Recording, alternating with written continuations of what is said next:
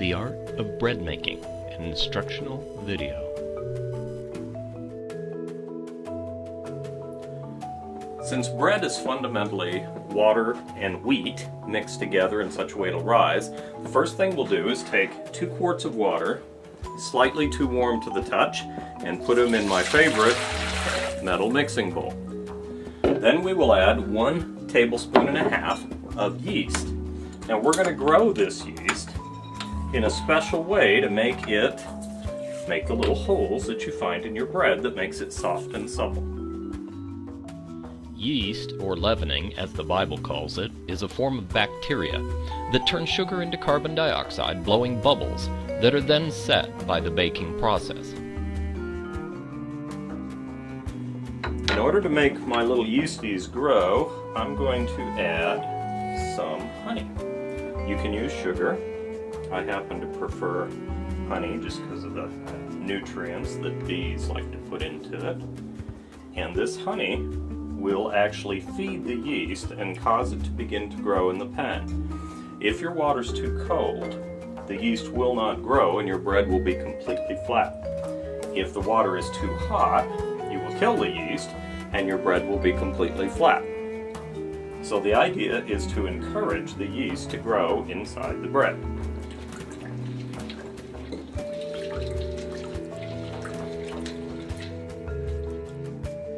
Oil adds a softness or suppleness to the bread. While it slows down the growth of yeast when I put it in the water, the effect has never been significant enough for me to change it, and if I leave the oil for later, I forget to add it. The key ratios in making bread are as easy as 1, 2, 3 to remember. Okay, I'm going to put 1 tablespoon of salt, 2 tablespoons of oil, and 3 tablespoons of honey or sugar in a single batch of bread. Now here I'm making a double batch of bread. That is, it will make 6 or 7 regular sized loaves, and so I'm actually adding 4 tablespoons of oil, this is just regular vegetable oil, to the 6 tablespoons of honey I've already placed in the water. At this point, you can see in the water that the yeast is already beginning to grow. That's why this water is taking on this particular consistency and color. Now that we've prepared our yeast to begin, very important caution, do not add the salt yet.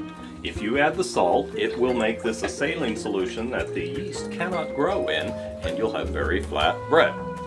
Now I'm going to add flour. Now this is going to be a medium wheat bread. So I'm going to add half of a 5-pound bag of wheat flour to this bread.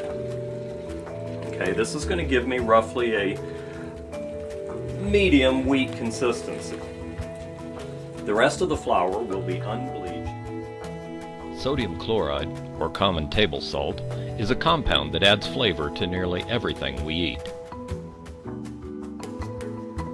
The Bible calls Christians the salt of the earth because we're the flavor, and salt is a critical flavor to bread. If you leave it out, you'll notice right away. The bread will retain a light, sweet hint, but will have no real flavor at all. Once we add the salt, that makes the bread taste like bread as we expect. Wheat flour is made by grinding up grains of wheat and then removing the kernels.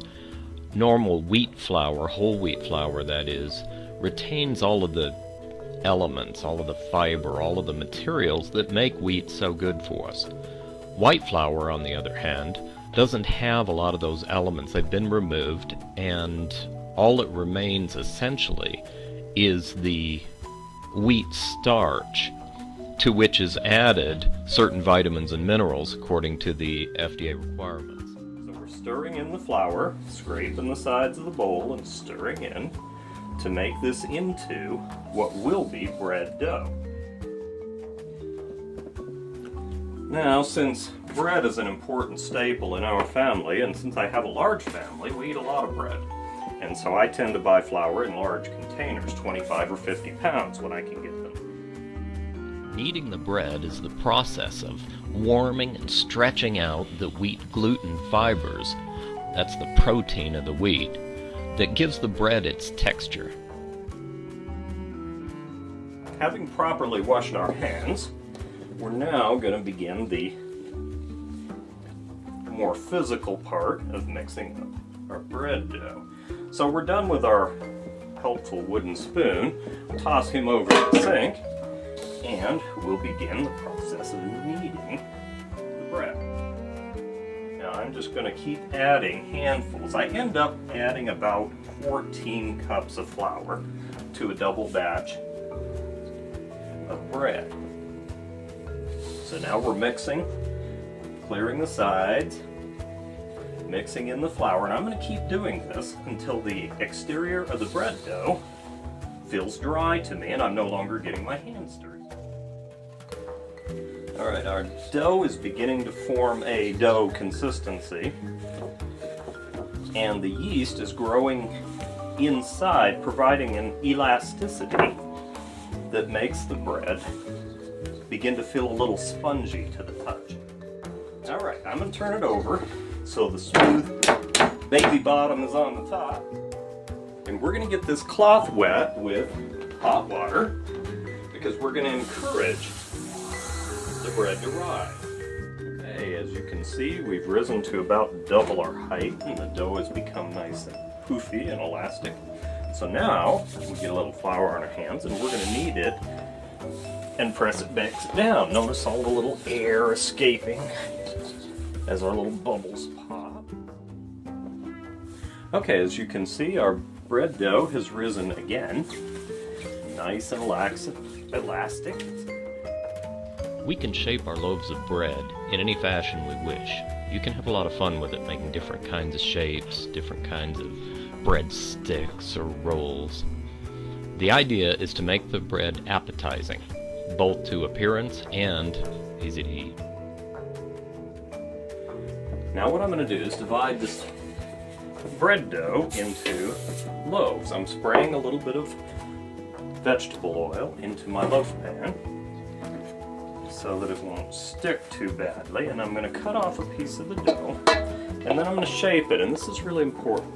When I'm shaping the bread, what I'm doing is I'm folding the dough underneath, okay, so that it presents a smooth surface on top.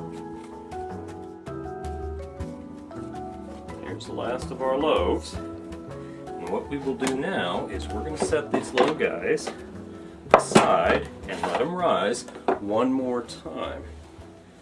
Part of what this does is give us a nice, smooth, even shape for our loaves, and it'll make the bread very light and give it a good texture.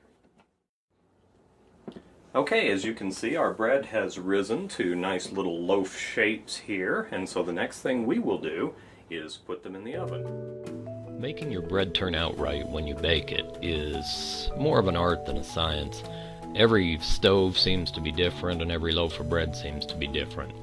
What generally works for me is if I'll bake at about 350 degrees and let a good sized loaf bake for 35 minutes, it tends to come out about right. If your loaves are smaller, make sure you do a shorter time. And if you find them getting too dark on top before they get dark on the bottom or vice versa, move the rack down in the oven.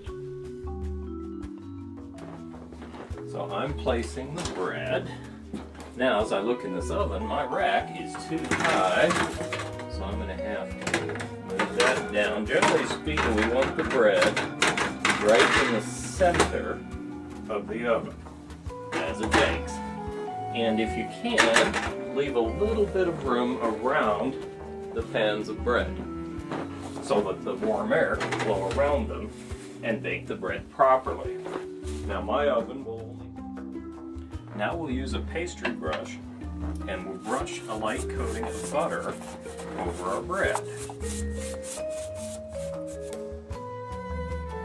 When the bread is sufficiently cool to the touch, then we'll slice it. I use a serrated edge knife as sharp as I can get. What I'll do is line up the width, and I'm putting very little pressure on the knife. I'm allowing the edge of the blade to slice the knife. Now it's nice if you have a cutting board that doesn't slide, but this table's not very good for that. So we're going to try to slice nice even pieces. Now our bread got a little bit dark on the bottom, which makes it a little bit tough.